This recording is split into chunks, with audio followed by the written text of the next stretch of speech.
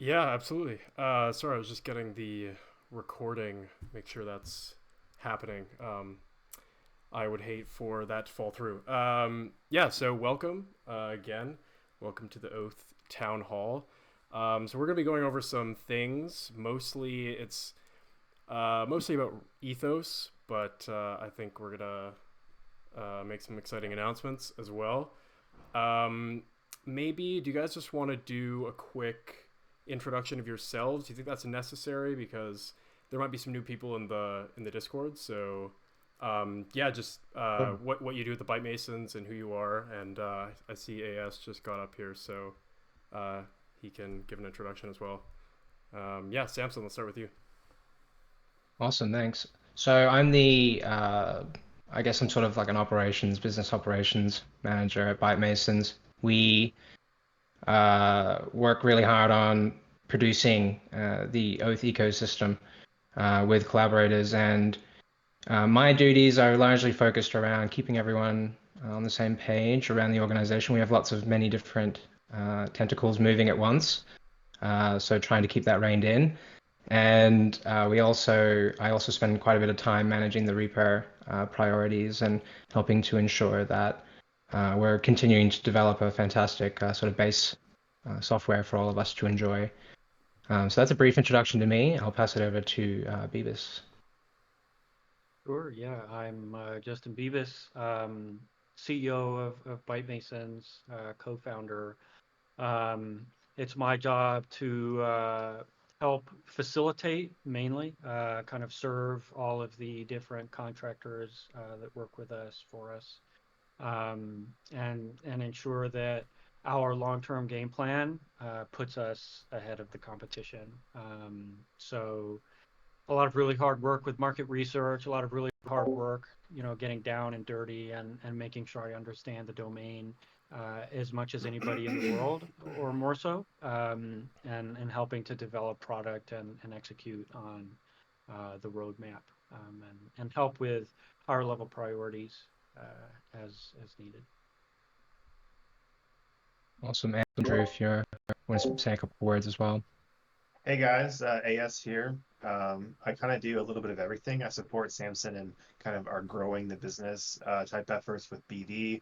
I support, kind of the financial side of things and managing some of our POL and our bribes across the different platforms. And I also help out with Brandon and some of our legal infrastructure. So I kind of do a little bit of everything, but mainly I've been focusing on oath governance and what that could look like in the next, few months.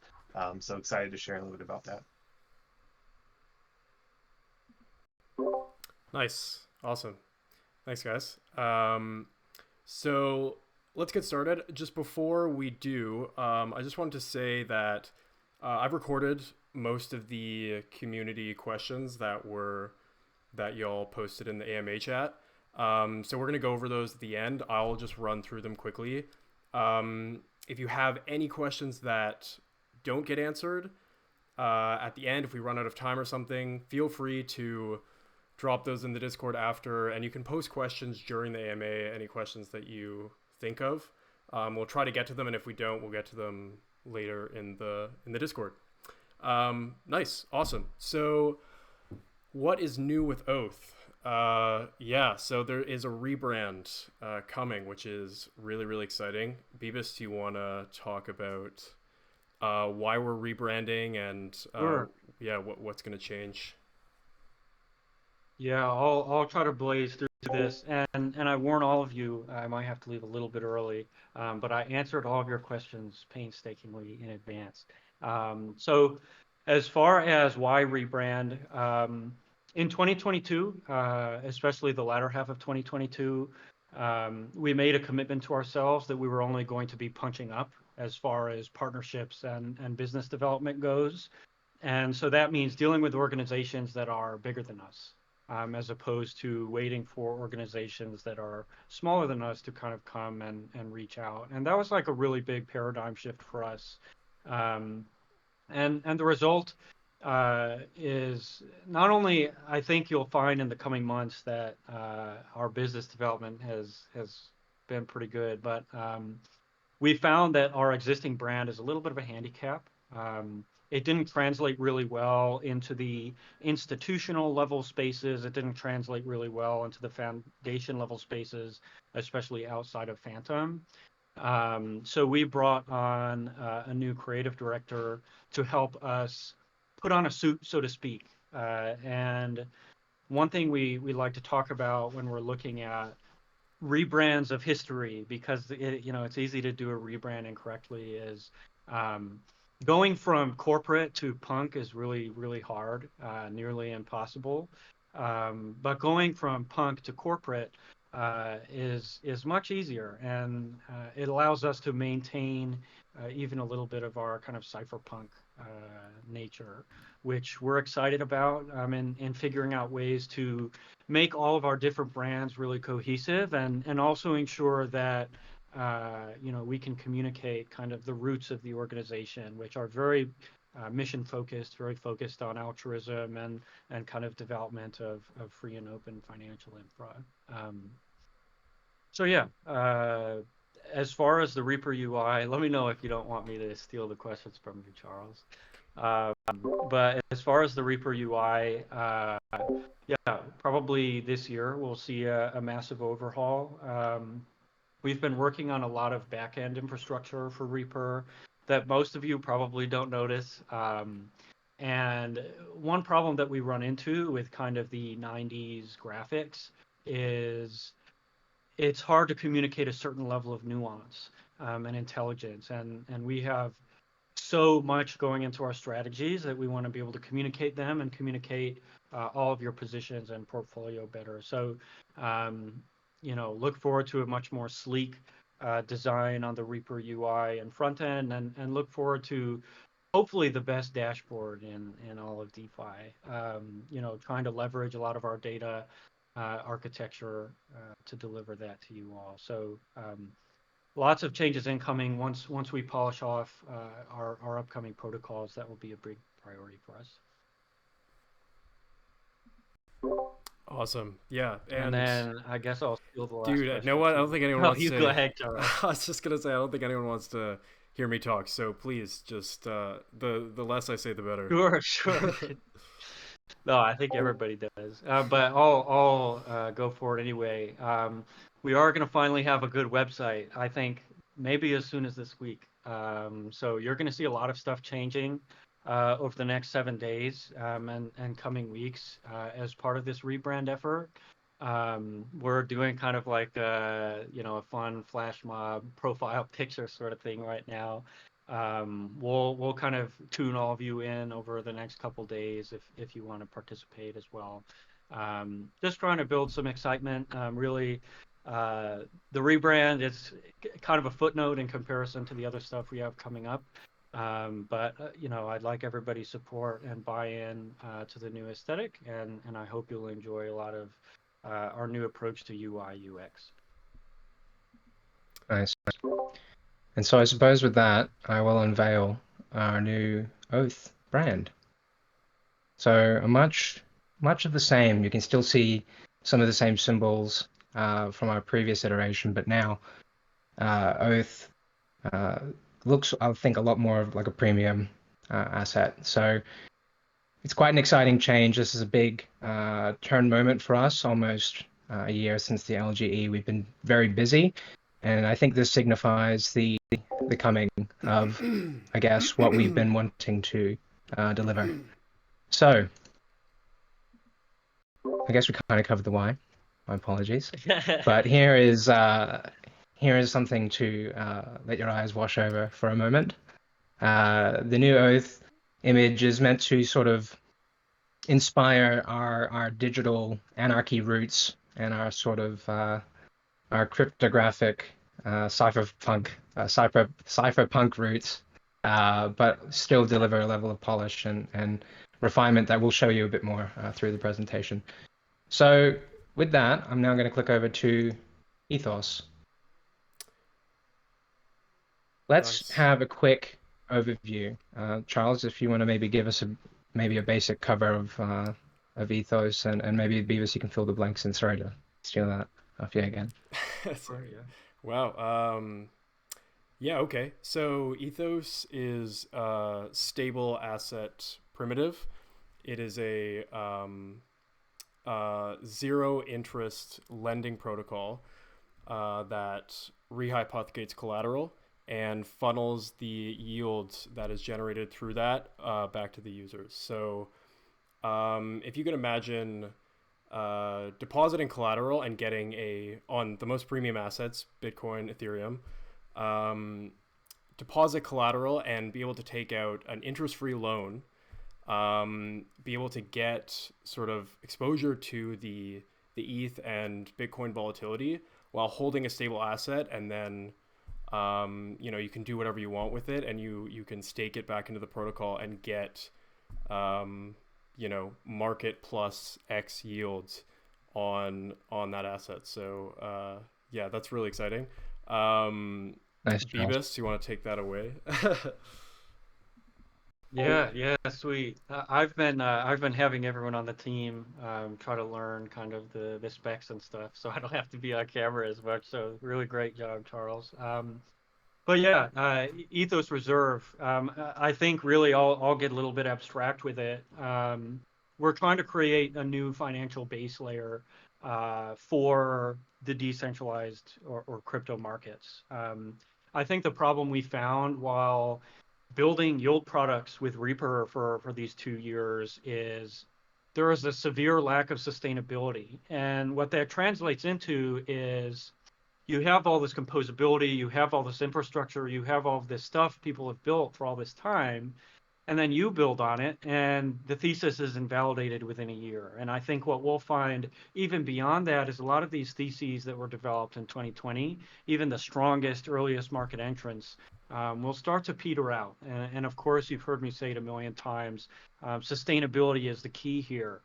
So what we're doing with Ethos is we're kind of taking our altruistic approach to building a nonprofit protocol that can take assets secured by Chainlink. So that's what's really cool about Ethos compared to other lending protocols who focus on yield products or interest is we are secured at the top level by Chainlink, and then underlying, we can actually manage dependency risk block by block, which is a massive, massive, massive improvement to existing protocols. And not only that, but our system can take all of those assets underlying, earn yield on them, and then take that yield and essentially convert what is a bunch of volatile assets distributing yield that is definitely not risk-free into a stable coin that can distribute yield without all of the exposure to volatility. And it can do it at industry-leading loan-to-value ratios.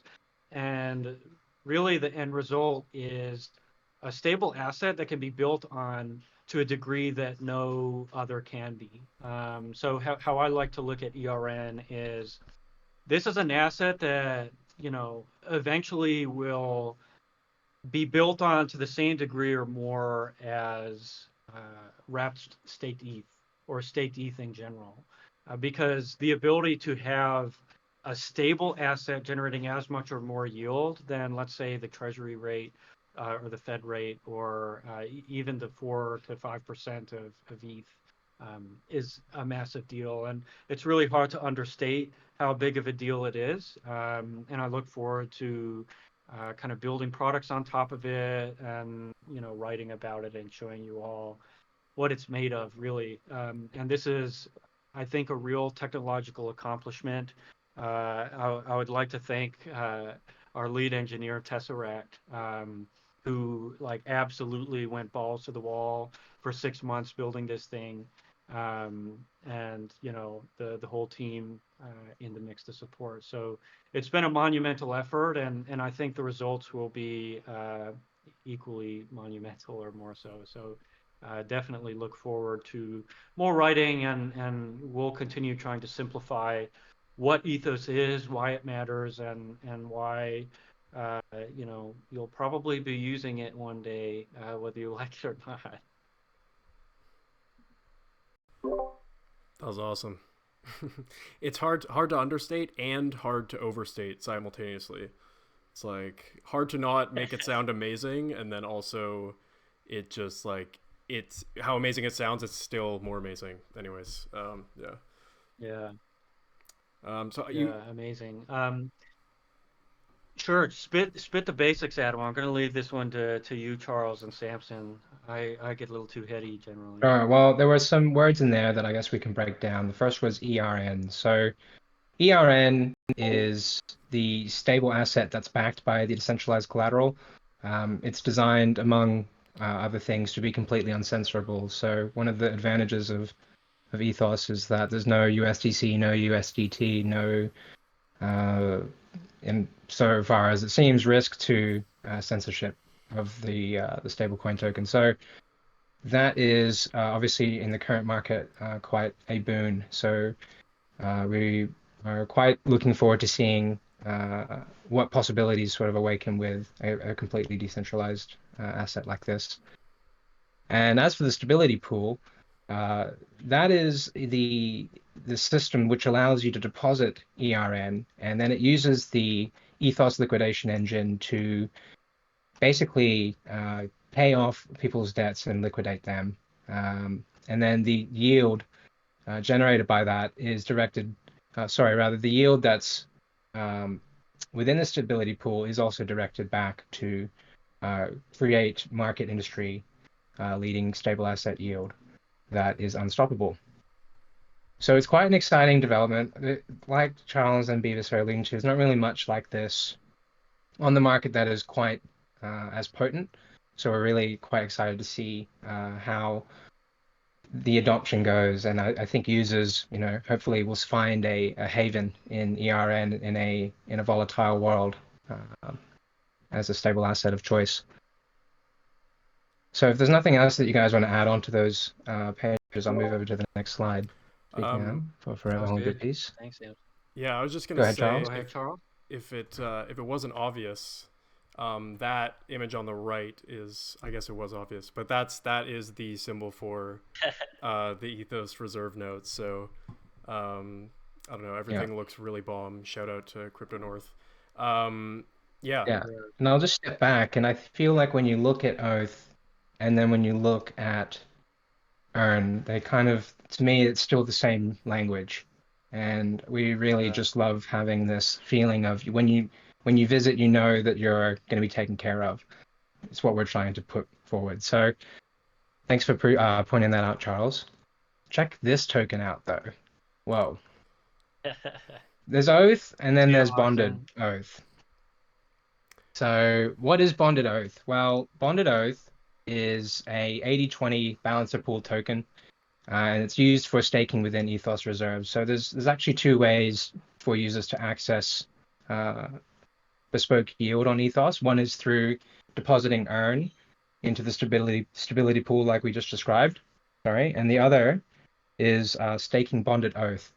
And if you do stake Bonded Oath into the protocol, you'll earn the issuance and what's the opposite of issuance? I guess the payback of any loan. Redemption, thank you. So this is just another way to access yield and benefit from the volatility of Bitcoin and ETH in the market, and users swapping in and out of Earn for arbitrage reasons as well.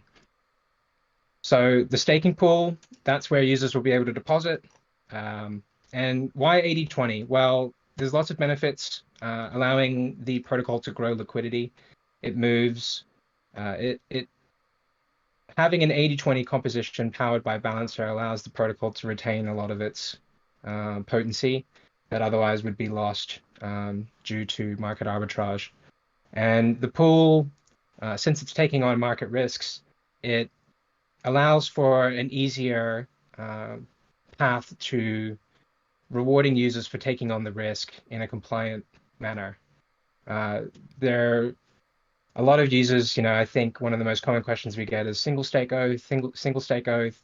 The reality is an 80-20 bonded oath allows so many more benefits than a single stake solution that it's almost not worth doing it any other way. The trading fees and APR and the advantages to health for the protocol and token far outweigh the short-term gains that single stake would provide people. So that's why the 80-20. and I'll offer the room to you guys to add any other details. Yeah, I think I'll maybe be a little more explicit even about the strength of an 80/20 pool is by using an asset that's exposed to risk, uh, we can be compliant far easier. Single staking an asset and distributing yield to a single stake asset is illegal, and we would not be able to operate in most jurisdictions. And all of you would have to KYC, et cetera, et cetera, et cetera. So, you know, our goal is to ensure that oath governors are given as much utility as possible, while ensuring oath remains purely in the field of digital currency. And that's the power of 80/20. I think beyond all of the protocol level benefits, is it just makes it a lot easier to do business at a protocol level. So that's kind of a really exciting aspect of it, and of course all the long tail benefits Samson got into. Anything to add, Charles, Kickflip, or AS? I Awesome. think you nailed it. Nope. I'm just Go ahead, Charles. jumping in too quick. I was just gonna say how I'm disappointed that you didn't say the SEC is gonna shoot me in the head, because that's usually you were much more eloquent. Well, they with will. they I will. try not to even evoke their name anymore. Yeah. I feel like if you say their name, Discord logs their transcript and then sends Gary Gensler an email, and then he loads his sniper rifle and marches up to my house. So that's like Well, saying like look, Baltimore, the like reality, Go the ahead, Kickflip. reality of the reality of the current like regulatory landscape is that it's very real. It's single staking to earn yield. We argue that it's exposed to risk and we're not that it doesn't pass the power test or whatever. But there's currently court cases ongoing that are setting precedent that will mean that we'll always lose that battle in the future. So yeah, it's very 100%. important. Yeah, like Because what the our benefits our opinions PO. don't matter. As soon as they set precedents, our opinions don't matter. Yeah. Yeah. Yeah, so just trying to stay maybe 2 years ahead is our general goal with council. Is like, hey, we want to be creative and we want to do cool stuff. How can we do it in a way that keeps us in the clear for at least a couple years, so that we can build like a strong competitive moat before we have to start thinking about switching gears. So BOS gives that big ups to the Bouncer team for making one of the best pieces of software in history. But yeah. We could probably move on to the next section. Yeah, I'll Feel just quickly free to mention I questions. love the shield on the Oath logo. It's really great.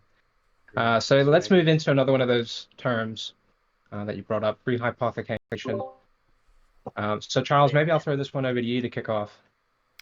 Yeah, so we kind of covered it a little bit with the last two slides, but this one's more of like a summary of just what we just went over. So you're a user, you have your ETH, you have your Bitcoin, you go to Ethos Reserve, you deposit your collateral, and you take out a loan, an interest-free loan of Earn. Your collateral is then sent to very secure, Bebas puts it block by block, managed block by block. There we go, nice. So your collateral is sent to these vaults that earn the base rate plus 1 or 2%, the market rate, on ETH using LSDs, liquid stake derivatives, using lending, using trading. Your collateral is sent to those vaults to earn yield. The collateral is never swapped for any other token, obviously. And then what you can do with your Earn is you stake it in the stability pool, and all of that yield that the collateral is generating goes back to you as a Earn staker. And then where the bonded oath, the B oath, comes in is you create the LP, you create the 80/20 pair, then you stake that in the staking pool, and you earn all of the fees generated by the protocol. Yeah, all of the fees. I also wanted to mention there's a couple slides down. We're going to get into this, but earn stakers in the stability pool also earn liquidation income.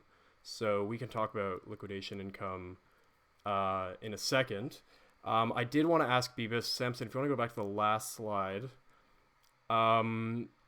will the Reaper vaults be open to the public? I think not, but I just wanted to get clarity around what kind of vaults Ethos, like the rehypothecated assets, are going to be using, and if those are sort of the same as the ones that are on Reaper now, or how that works.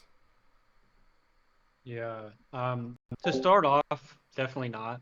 Basically, our goal with Ethos, like really with Ethos, we've done a lot of the hard work, and now all that's left is the harder work of scaling everything. So the biggest problem I think any experienced DeFi user is going to think is, hey, what happens when you're $100 million or you're $1 billion and you're diluting every little nook and cranny of yield in the ecosystem? And that's our biggest problem is how can we ensure that we're not exposing ourselves to risk or directional bias? And how can we do it in such a way that it can scale to billions of dollars or hundreds of billions of dollars or eventually trillions of dollars, hopefully. And that's kind of where a lot of our research and development on the Reaper end comes in. So the Reaper vaults, I mean, this is a really long way of saying no, the Reaper vaults aren't going to be public, but really like, closing off every attack vector possible, making sure it's audited and audited and audited and audited, making sure that every step we take with Ethos Reserve is a step forward. And really what that takes is a company as expansive as, or a foundation or an ecosystem as expansive as Oath. And so we have Reaper kind of forging the path ahead, like building option strategies, building Uni v3 market making strategies, building leverage strategies, building LSD strategies, and finding ways to say, hey, we're about to be the infrastructure powering the literal future of finance. FTX, showed everybody that, dude, like, we can't trust people to manage assets properly. So creating these smart contract rails that give the same power as your JP Morgans and your HSBCs and your FTXs and whoever the hell else, and doing it in a way that's totally transparent, totally risk off, totally delta neutral. That's literally the $1 trillion problem we're trying to solve. Is right now DeFi can't compete yield wise with other products, and the reason for that is assets sit dormant. Lending protocols are overcapitalized by 4 times. What are we supposed to do about it? And really, like, creating yield products, and I think what we'll see is ERN existing will pave like 1,000 paths for new yield products and new ways to develop interest instruments and things like that. So rehypothecation is kind of a dirty word, and like a big goal with Ethos is, well, either one, we're going to try to clean it up, or 2, we're going to like make up another term. We'll call it like boosted pools, like Balancer does. But really, like, trying to illuminate these avenues for safe and delta neutral and transparent, asset management rails. So yeah, that was a really long answer to a really short question, but I figured I'd cover everything in one fell swoop, because this is the biggest problem we're solving, and this is where all of our innovations and all of our proprietary tech and all of our, some of our open source tech, it all kind of comes into play at the rehypothecation level, and it's what we're really, really trying hard to master. Yep, so here's another shot of the schematic, but we'll share these slides for you guys all to view in higher resolution as well if my internet's struggling. So don't stress if you're not taking it all in. This is also available on the Medium, which we can share a link to.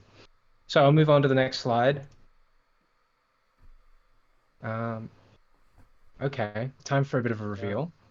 What network will Ethos Reserve be launching on first? I guess Well, I'll answer that one. It's going to be on Optimism. There are a lot of reasons for that. Reason number one, it's growing a lot. I think, when people look at the L2 landscape, they look at Arbitrum, they look at Optimism, and they're like, oh, one number bigger than other number. But Arbitrum doesn't have an addressable market really for Ethos. And we would be kind of going against the grain, deploying and growing there, especially organically, which is our ultimate goal. And Optimism is the fastest growing stablecoin liquidity base. Ethos Reserve will be the first decentralized stablecoin on Optimism. And we've spent the past 9 months developing a really strong relationship with the Optimism team. And we're really strong believers in the app chain thesis, especially as it pertains to L2s and scaling Ethereum. And we see a relationship with Optimism and being really big players on Optimism as being a path to really, really great things in the future. So it's where we'll kick off. And will it eventually be multi-chain? Of course. We have this amazing proprietary system. We will be going all over the place, really. Will it be as Ethos Reserve? Not necessarily. I think Ethos Reserve, it's kind of like, imagine your most premium IP, imagine like, only the most beautiful interfaces, only the absolute best security engineers, all the time and money that we have to spend on a protocol is spent on Ethos Reserve. And with that comes a certain level of commitment to users to say, hey, we're only exposing you. We're only exposing the ERN token to the absolute best risk profiles in blockchain. But you may see the code base pop up in other forms in the future. But as far as Ethos Reserve is concerned, our commitment right now is L2s and Ethereum mainnet. And anything that isn't like that requires like a lot of scrutiny and maybe isn't even worth scrutinizing because there's so much unconquered land in the L2 space. So really the power of Ethos Reserve is we plop it on a network and especially once a lot of our scaling infrastructure is refined, we just flip on the switch and market penetration happens naturally. There's really no competition. So we're going to be using it to ensure that we're creating as much value as possible across as many networks as is feasible. That's like kind of a long semi-answer, non-answer. Really, we're focused right now on Optimism and going live with Ethos and getting all of our systems refined and all of our DevOps refined and everything as reliable as possible. And we have a lot of people that are interested in Ethos, whether at the foundation level, whether at like a private label level or similar. And we just want to make sure that it's absolutely perfect before we explore additional opportunities. That's awesome. TLDR, Optimism's awesome, and the tech is going to penetrate the entire space. Roger. Beast mode. Beast mode. So the next slide, this might be another one for Beebus, unfortunately. Maybe AS could answer this one, or Kickflip. If you want to jump in, go for it. But a lot of people ask about redemptions and, how can you be sure that all of the collateral is going to be there? How can you, what if everybody withdraws at once? How, is there going to be any problem with getting people's collateral back to them if some unlikely event happens? So can you talk about how that system works and how it is efficient? Yeah, redemptions are actually different from withdrawals. So withdrawal is just a simple, hey, I want my money back. Let me, pull it out. Those are for people who have positions. So easy peasy, Ethos is designed to withdraw. from 0 to 100%. You know, there's a chance, like, you know, if 90% of people want to withdraw at once, we may tap on the interest rate curve on whatever protocol we're depositing assets into. So it might take like a few liquidations or a little bit of unwinding as interest rates rise on the target protocol. So, you know, everything is designed to be fully collateralized and fully liquid, top to bottom. At the redemption level, so redemptions are cool because they make it so we don't need to market make. And essentially how they work is, let's say you don't have a position on Ethos Reserve, but you bought ERN off the market. Generally, I mean, even beyond generally, really the only time this happens is when ERN is under peg at market. So if it's under $1, or more precisely, if it's under 99.5 cents, users will be able to buy from the market, go to Ethos Reserve, and redeem the asset for $1 of collateral. And where this collateral comes from is the least collateralized positions of the system. So the idea is, if ERN is under peg at market and arbitrageurs can get to work, then it's likely it's not capitalized enough at the protocol level. And using the power of yield, I think this will be a very rare case, especially as the system scales and becomes more liquid and more flush. But what this does is this continuously flushes the lowest quality debt out of the system without penalizing the actual depositors. Really, the penalty is they pay off some of your debt and it removes some of your volatile exposure. So, you know, you can talk to your local tax professional about conversions that way. It's relatively favorable, but I would make sure you ask about it. So if you're over leveraged, if you're super long, if you have the absolute least collateralized position in the system, you could get dinged. You won't lose anything technically, but you will lose your exposure. So that's how the system kind of ensures that there isn't like a chance that the peg is lost. It ensures that arbitrageurs are always like available to cycle and recycle debt as necessary to keep the system healthy. So it just ensures that there's like never a loss of peg event or an under collateralization event, which is super exciting. Anyone want to add anything to that? I was just I guess. Oh yeah, I go guess ahead. It's important to note that the assets that are backing the Ethos Reserve note are Bitcoin and Ethereum that have been deposited into the protocol. It's not like the UST situation where they're burning Luna to cover the UST.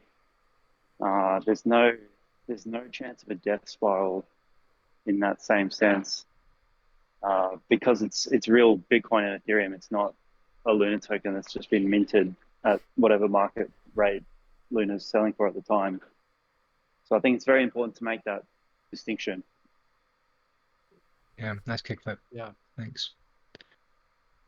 I'll move over to the liquidation slide now, Charles, if you want to read these out. Yeah, nice.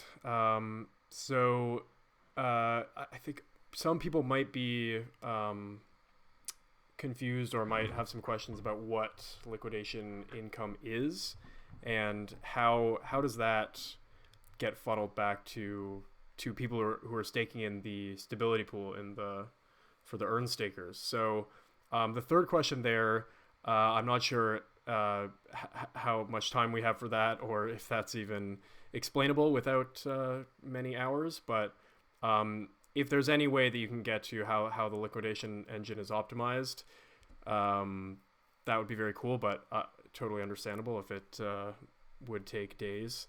So yeah, let's start with the liquidation income. No, I'll play through that one. Nice. It's actually super easy. The smart, like it's one of the few systems in DeFi where most of the liquidations are handled by smart contracts.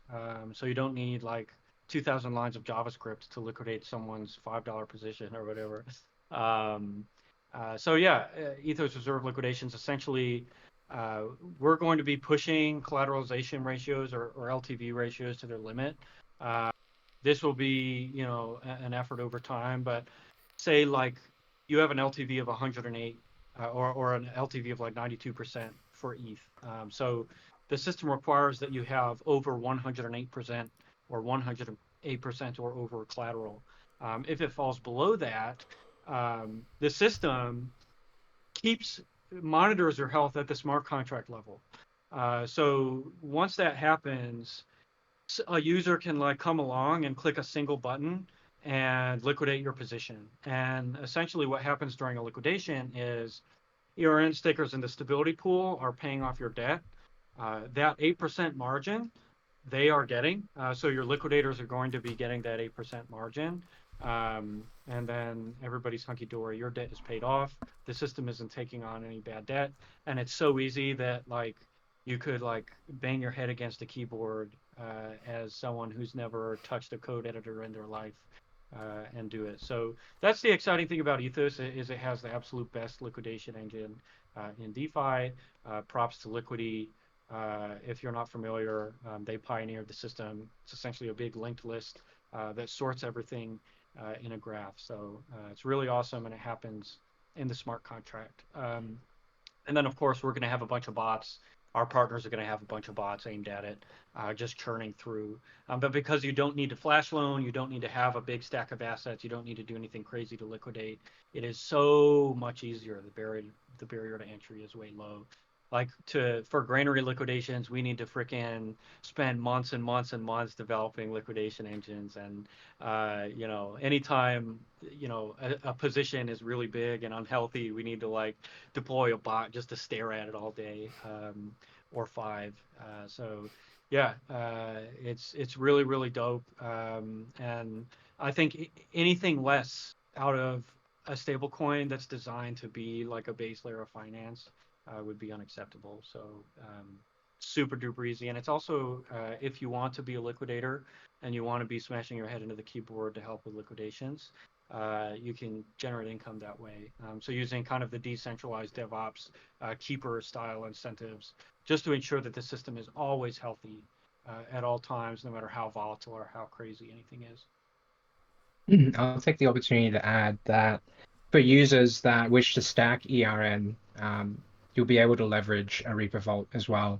So you can simply just deposit your ERN into a Reaper Vault, and it will automatically grow that position through the stability pool, plus making use of that liquidation income. So you don't have to smash your head into the keyboard. You only have to do it once into the vault, and then the system will take care of everything else, and you can let other people worry about liquidating it. So yeah, thanks for that recap, Beavis. I guess I'll move to the next slide if there's nothing else to add. Charles, that you want to call out? Yeah, no, absolutely. Let's keep it rolling. I think the next one is on. Oh, yeah, nice.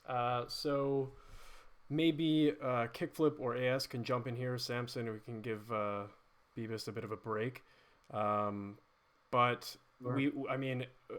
what can Ethos offer users? We've definitely gone over a lot of those in detail, but maybe just a summary and sort of what makes Ethos different than the stable primitives that are out there. If maybe someone's just joining now, but yeah, does anyone want to go first and just? I'll take it off first, and, Nice. and Kickflip and Andrew just pick up any pieces that you find. So Ethos, why would you use Ethos? Well, as a user, it would allow you to access the most competitive loan-to-value ratio on any decentralized stablecoin. It will give better incentives than any other stablecoin, and the security and the risk models just make a lot more sense because the price feeds are secured directly by Chainlink instead of derived from Chainlink. As we pour incentives into ERN to push adoption, that value will be recaptured as well on the back end and establish a positive feedback loop of growth. I think in response to even USDC, there was a good day of USDC FUD, which is, it's been a while since that's happened.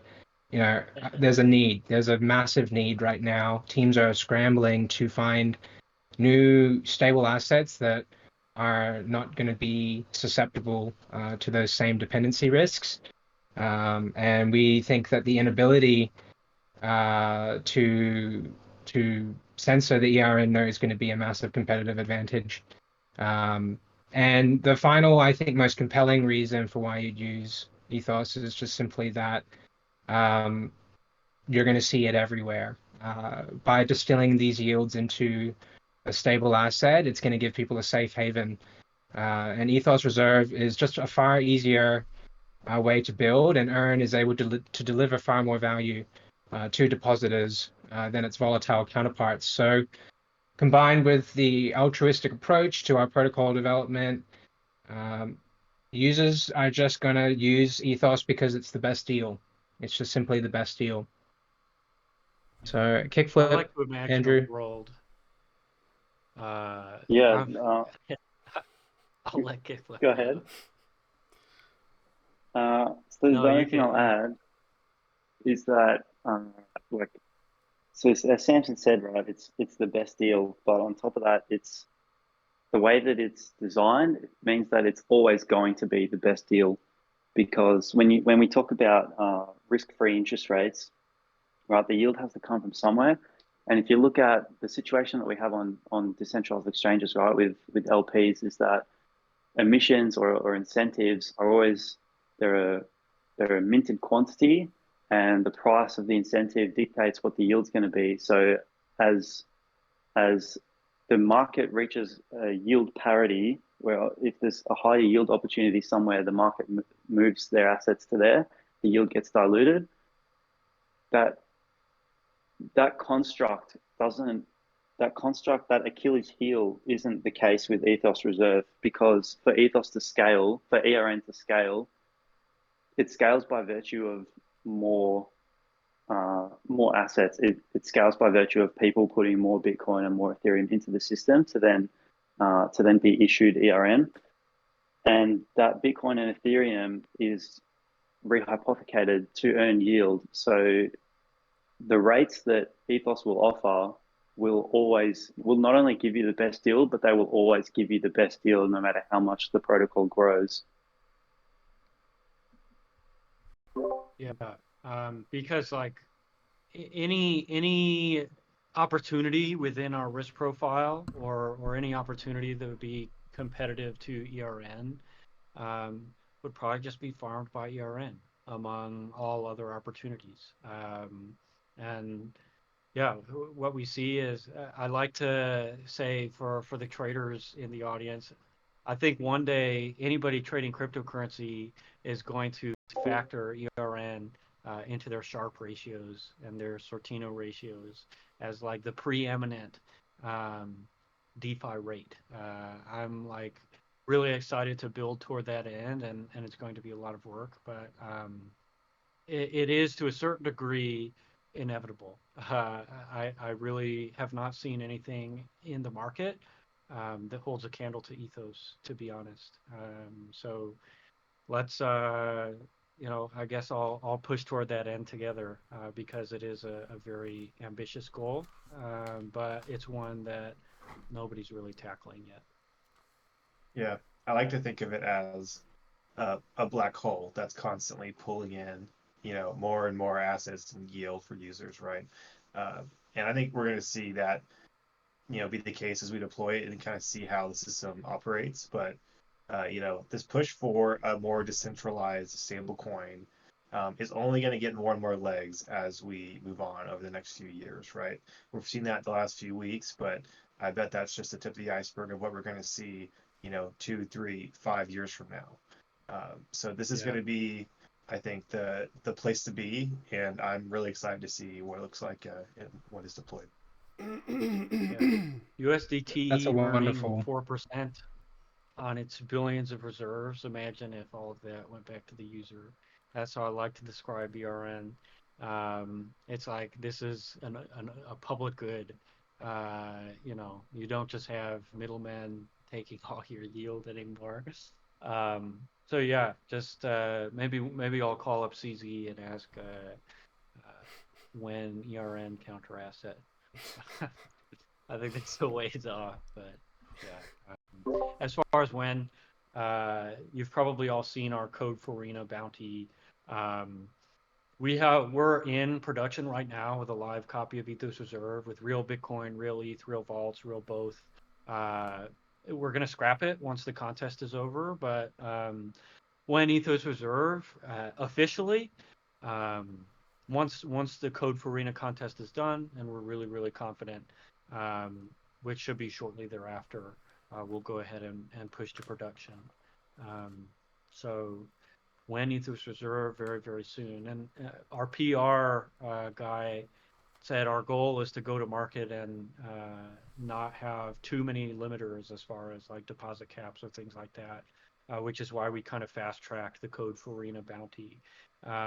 So the system's been audited already, but with Code for Arena, we kind of get a ton of eyes on every nook and cranny in the code base. And really, like with something like this, security and risk are of utmost concern. So if we don't come to the plate like really ready to go, it's just like a waste of effort. So yeah, look at our Code for Arena repo if you want alpha, or sign up if you want real alpha. Sign up to be a warden, and start trying to hunt for bugs. But yeah, exciting stuff. Awesome. So some really good base coverage there of Ethos and how that works. If there's any more questions that have streamed in, we're seeing them. We will get back to them. The next slide is actually related to Reliquary.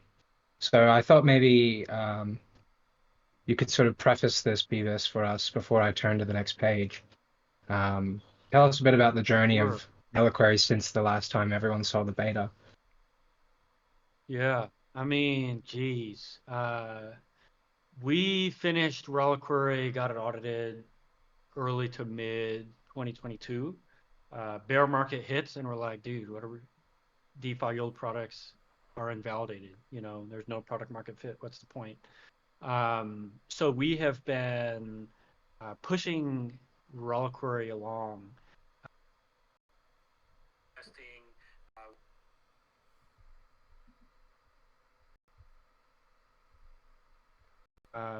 And what we have now is the result of a lot of that work, and we're seeing a better environment to execute on Reliquary right now. And I'm going to have like an article and all sorts of stuff describing what you're about to see. I think this just qualifies as a teaser, so I'm not going to give too much info.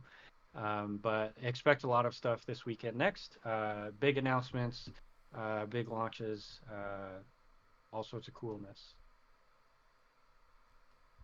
And with that, I'd like to introduce to you guys Digit. So Digit powered by Reliquary. Now, Reliquary is the name of the software that underpins. It's basically equivalent to MasterChef for those familiar. So Beethoven's Ma Beats, M.A. Beats, fantastic name. That is also obviously powered by Reliquary. But for the protocol, it just didn't seem to fit. So we hope that you guys dig it and enjoy Digit. And we want to welcome you to the new look and feel of what is going to be our implementation of the Reliquary system. Now, we won't get too much into the system of Digit today, but I did want to cover this next slide, which is how Ethos and Digit have interplay between each other.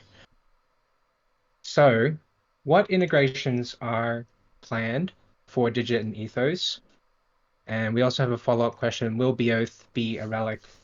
And sort of how does that work? Yeah. So, well, thank you, Beavis. Sure. Yeah.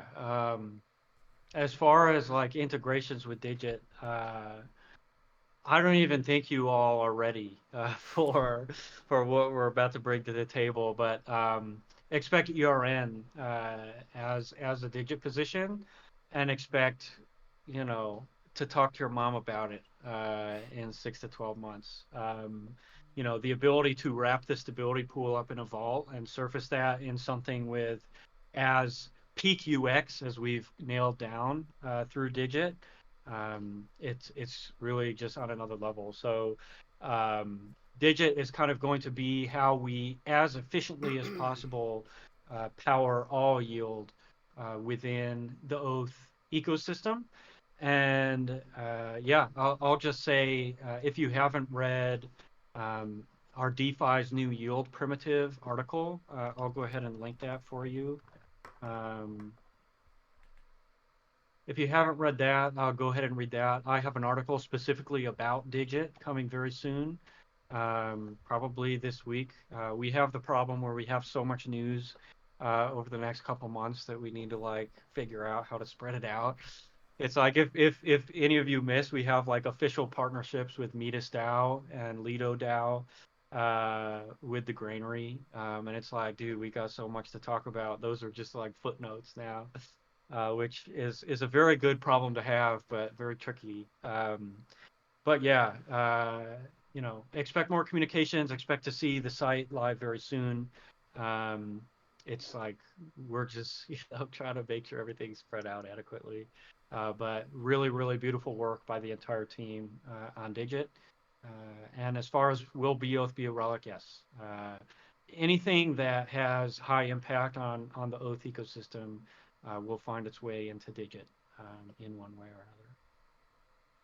Yep. So Digit in some ways will, I think, for users be the best place to actually take their earn and get the most, because now you're leveraging time, which is a new layer that Digit introduces. So we'll leave it at that. We'll come back more into that in the coming communications, but this is a really significant moment. So yeah, big congratulations to the team and for pivoting, I think, to what is, I think, what everyone will agree, a much more professional and serious protocol that people are going to feel a bit more confident, actually investing quite a lot of their capital in, especially through Earn. So with that, I'm now going to ask Andrew to give us a recap, a brief high-level recap of the incoming Oath governance system. So, Andrew, I'll pass it over to you. Thanks. Sure. Hey guys, here to chat and give a teaser about what Oath ecosystem governance could potentially look like in the next few months. The team has spent a lot of time over the last 6 months investigating governance across, the cryptosphere and seeing what works, what doesn't work, and trying to build something that's going to be sustainable. We've met with and been in constant contact with, our lawyers and legal team, and we're trying to build something that's going to be sustainable no matter what the regulatory landscape looks like, right? Now, that's always a challenge, but we're going to be pushing forward with a decentralization roadmap that we think has legs. So, right now, our current decentralization roadmap looks like 3 current phases. We're going to have an introductory phase and a transition phase, and then finally in phase 3 we're going to be and moving toward fully decentralization using Oath as our governance token.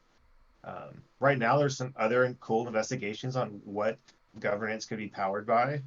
In my mind, I'm looking at a system that could potentially use a B Oath relic to vote in a governance system, which I think would be really exciting and kind of different from what's currently out there, and that would give staked users or LPs more voting power within the system, which I think is really, really interesting and something that hasn't really been explored too much.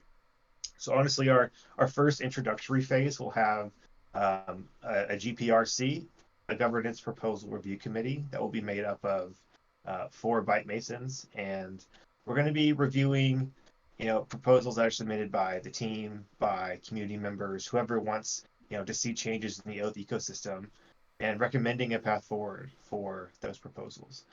We'll be using true and tried products like Snapshot initially to capture those votes and move forward with those proposals. But I don't want to draw too much alpha here, but we're really trying to build something that's going to be something that, one, users want to participate in, and two, they can have a real impact on what the Oath ecosystem will look like in the future moving forward. So that's a high level overview of what we're going to be seeing in the next few months. We'll be hopefully releasing soon what our governance spec will look like and getting community feedback on, thoughts of the system so far. And then you may even see a proposal here in the next, few weeks from the team. So look forward to that. And yeah, happy to answer any questions and see what all you guys have to say. Nice. Wow. Oh, awesome. So we actually have an enormous list of questions that I'm just going to start going through. Beavis, before this, managed to get some of the ones that I couldn't or didn't feel confident answering. So if you need to go, Beavis, I think from here we can handle it. But appreciate your concise to you all. explanations today. Yeah, appreciate it. Awesome. Thank you everybody for your time, and of course thank you Samson, Charles, Kickflip, AS, all the Masons and people in the audience. And yeah, we've got some cool shit coming up in the next few months. So I hope you enjoy the answers. See you soon, I'm sure. All right. So Charles, I'll read the first one. If you want to just we can just swap between. Maybe I'll read one, then you read the next, and we can all take turns answering them as if there's anything else that we want to add on. But the first question was actually regarding the Phantom Foundation.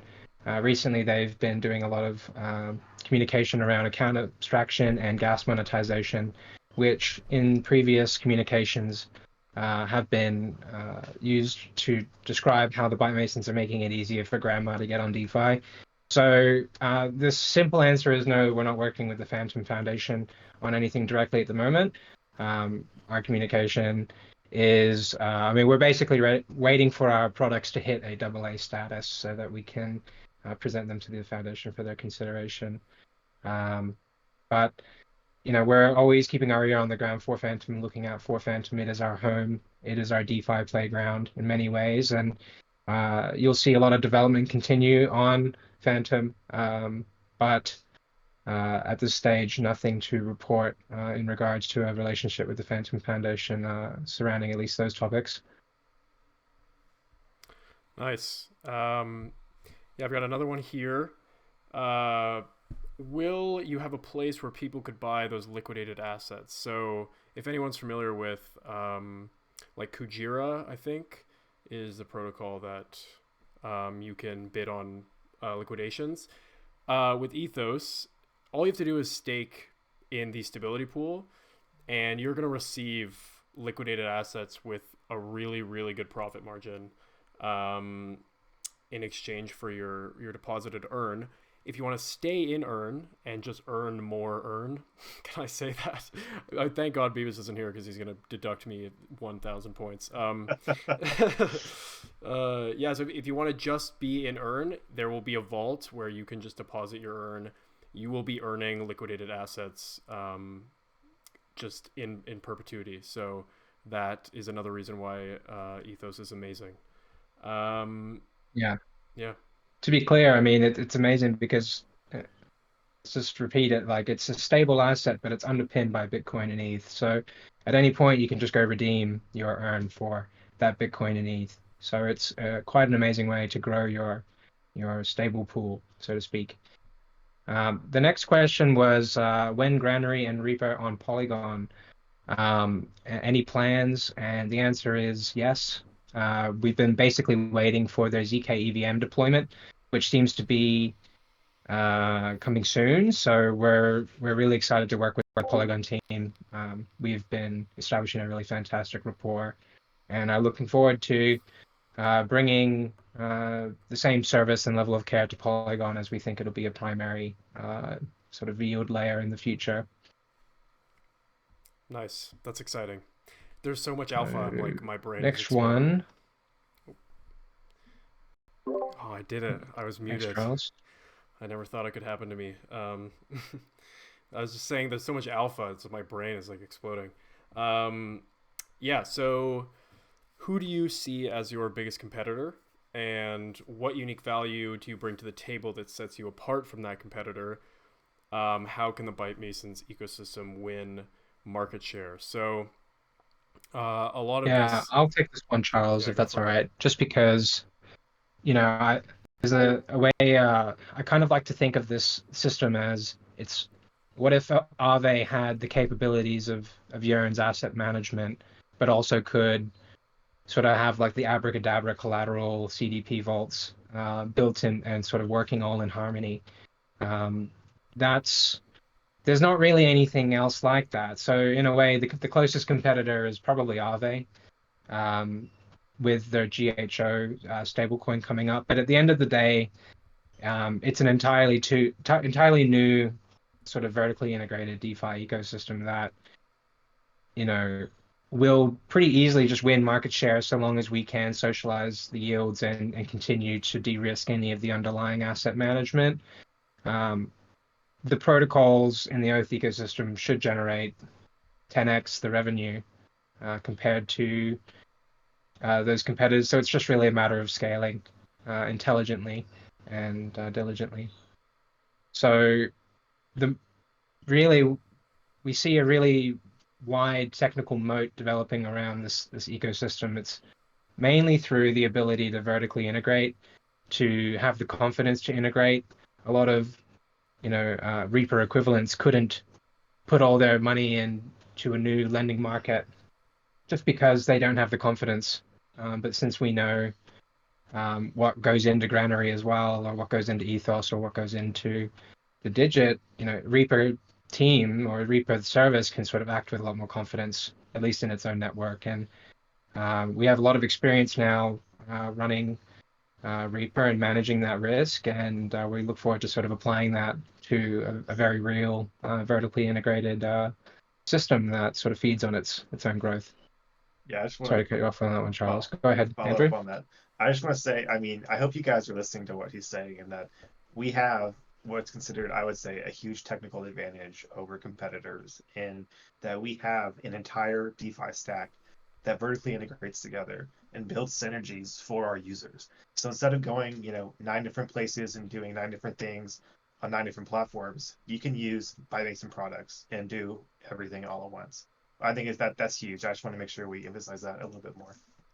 Yeah, you can do everything at once, and it also keeps the system healthy broadly, because acting as that liquidity black hole, it can be distributed to where it's needed the most. So it's got benefits for users, it's got benefits for blockchains and markets and all of DeFi. So very excited to see the system come online.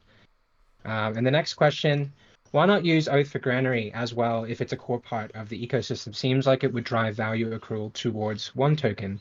The simple answer here is that it's just always been two separate things. Granary was not ever a part of this system, although it leverages a lot of the same learnings. And I think what you're going to find over time is that this is a common theme with a lot of the technologies and that moat that we're talking about, is that it's not necessarily always going to be an Oath thing, but the idea of using Reaper as a sustainability, efficiency, and security layer underneath some of these protocols that were previously not leveraging their assets effectively.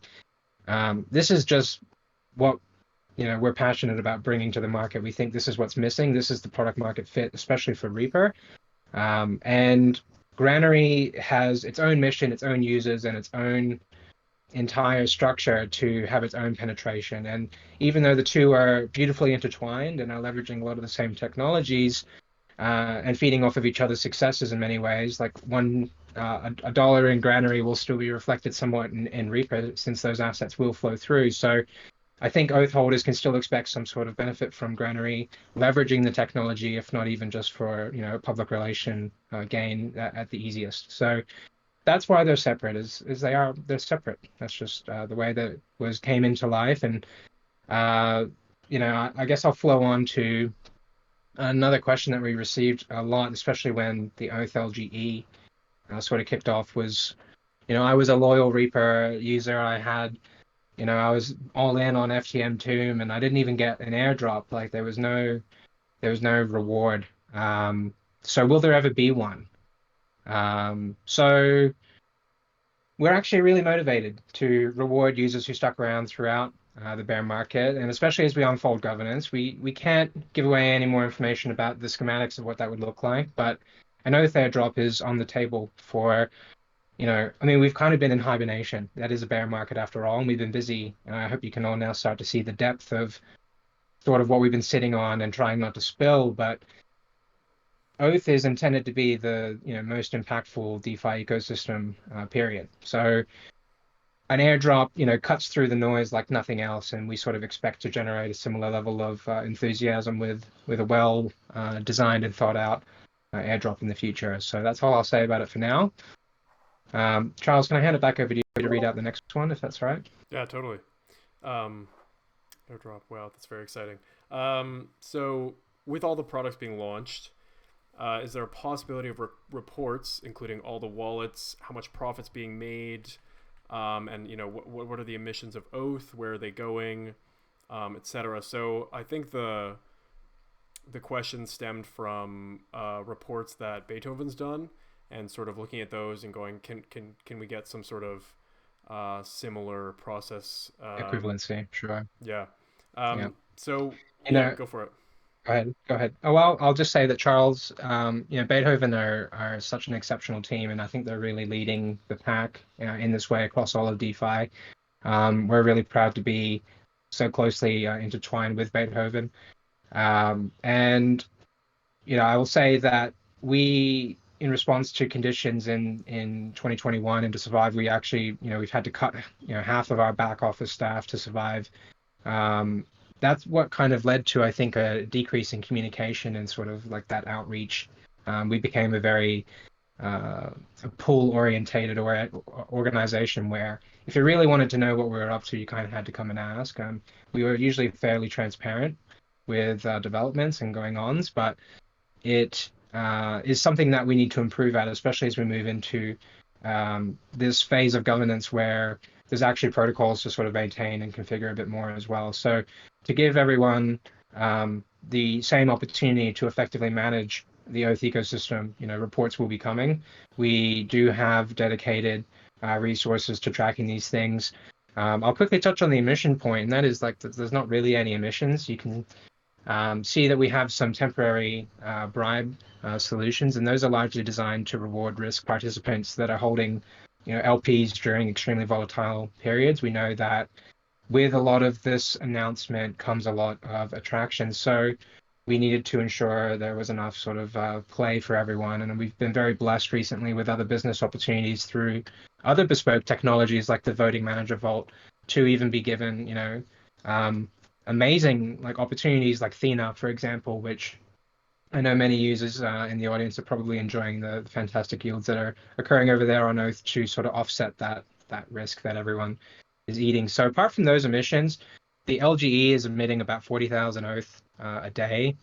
And you can check that out on oath.claims if you connect your wallet. But emissions will be one of those things that, we've always sort of touted, these things are designed for not years, but decades. And with incentive buyback programs through Ethos, it should maintain a fairly healthy system where we can continue to offer the most competitive rates, especially through leveraging the rehypothecation vaults to essentially just suck up everyone else's yield otherwise and maintain the competitive edge that we're hoping to deliver to users. So reports soon. It's part of the governance package that we're putting together, and it'll be something that we improve over time, and we actually are looking forward to leveraging all the other skills in the community to help us create the best reports, something that even Beethoven are taking some lessons from as well as we, will be from them. So I will also add on that Beethoven's, it's an exchange. Like all of their work is extremely financial in that way. That's all they have to really focus on in some ways, whereas we are really focused on generating the best sort of B2B opportunities and developments and protocol developments. So as we now get into more of a maintenance mode, I expect these things to sort of catch up naturally to the same quality that we want to deliver across our branding, our code, our security, our efficiency, and all these other aspects. So hopefully that gives you all something to look forward to, those reports, and digging through and seeing, how this makes dollars and cents, because we are aware that the cost of acquiring users is very high, so we need to be very tactful with how we sort of place funds. So the last question I see is, oh, there's a couple more actually. Any issues found that might delay the release of Ethos Reserve? What needs to happen before beta? So Ethos is live on Optimism. It's basically, we're just letting the auditors sort of hammer it out. The bounty hunters are sort of gleaming through every nook and cranny to catch any bugs, because what we'd like to do is just have a massive launch. We didn't want to have this effect where we create all this gravity, everyone arrives, and then they can't really deposit into the stability pool because it's hit its cap, and we're sort of waiting for the confidence levels to increase. So to cut that out, we figured it's best to invest. Let's just get as many eyes as possible on this thing, so that once it concludes, we can fairly confidently, or with absolute confidence, release it with uncapped and allow everyone to sort of see the staggering growth that would have otherwise been stunted through something like a deposit cap rollout launch. So we're really just waiting for that to conclude. You can see details for that on the Code for Arena Twitter and website. And once that concludes, you can almost expect, unless any glaring issues are discovered, which are unlikely given that it's already been an audited piece and our standards are quite high internally, then we should be able to go live fairly quickly. The website is like pretty much like schmicked, good to go. I'm expecting everyone. You've seen some of the assets today in our slides, the bonded oath, the earn logo sort of floating in that beautiful like translucent cloud. Like, it's going to be, we think, a really inspiring website that gives everyone the confidence and feeling of these guys are serious. And we want oaths to feel like Link, in some ways, where every single person in the 2023-2022 bear market had to just get a little bit, because it was such a fundamental piece of the DeFi picture that you couldn't really ignore it. So that's a little bit more context there. Charles, there's one more question. Can you read that out? Absolutely. It's about the liquidity of Oath, and is there a preferred chain where you'd want the most liquidity of Oath, and how's that going to be spread out? So I can answer that if you want. So I think it depends on what markets the Byte Masons are looking to penetrate. So ensuring that the demographic can buy into the Oath ecosystem with as little slippage as possible is probably a top priority. And anytime they focus on a new chain, you can expect that they're going to push high liquidity. I mean, liquidity is so important. And I don't know if anyone was around after the LGE, or if anyone participated in the LGE. I remember like seeing how much liquidity Oath had right after the sale, and it was like tiny market cap and like millions and millions in liquidity. So that kind of mindset is going to be moved forward. So any chain that's So go ahead, AS, if you got something. Yeah, I was gonna say, we are very in tune with our liquidity, and we spend a lot of time analyzing what the right amount of depth of it is. We meet constantly about looking at, across our chains, where's our liquidity sit. We looked at, different size bribes and what attracts users and what doesn't. And we've been kind of testing out across the different chains and projects, what does attract users and what's the right risk profile with the right bribe to bring users to the table. So I want you guys to know that we're very in tune with users and what they're looking for. And, our POL is very, very important to us. We spend a lot of time analyzing the data and kind of poring over it, maybe too much, but, I think we'll find a good stride in the next few months as we, look to penetrate some other markets and projects on different chains. But I hope you guys have noticed, we spend a lot of time and effort in that area to get you guys the best deal possible. Yeah, and it's important in another way in that it introduces new users, right? I think we all remember the first time we visited DinoSwap or whatever your first exchange was, and you sort of saw all these, tokens, and it's like an advertisement more than anything. You get spurred into checking it out. And right now we're in a period of extremely high growth, or hoping to be, and attracting a lot of new people through these protocols. So right now we need liquidity more than ever. So it needs to be a rewarding incentive to take on the risk of impermanent loss and to participate, the ecosystem in that manner.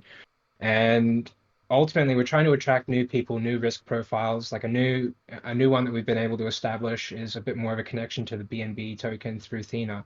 This is something that previously people that are massive on BNB wouldn't have any way to really get a cool farming exposure to Oath. So it allows new users to really engage with the token and the community and the ecosystem much more. So it's a really vital part. We do take it very serious, as Andrew covered. It's something that, especially with the solidly forks sort of popping up everywhere, we get to sort of pick where it makes the most sense based on the strategies, based on the news, and based on the developments that are coming up around the ecosystem. So one that, Beavis sort of mentioned, we have Lido and Metis incentives, but another partnership that's probably been glossed over is that we're working directly with Balancer with Granary single side 3 pool.